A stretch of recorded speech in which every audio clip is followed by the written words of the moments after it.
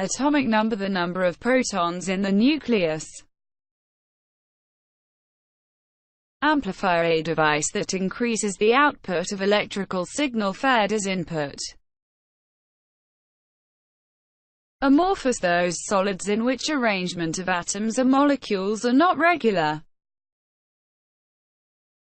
Alternating current, current produced by a voltage source whose polarity keeps on reversing with time. Binding energy, the work done on the nucleus to separate it into its constituent neutrons and protons. Black body, a body that absorbs all the radiations incident upon it. Bulk modulus, ratio of applied stress to volumetric strain.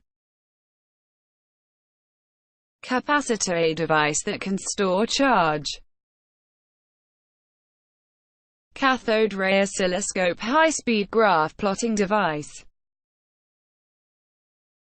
Compton effect, an increase in the wavelength of X-rays when scattered by bound electrons.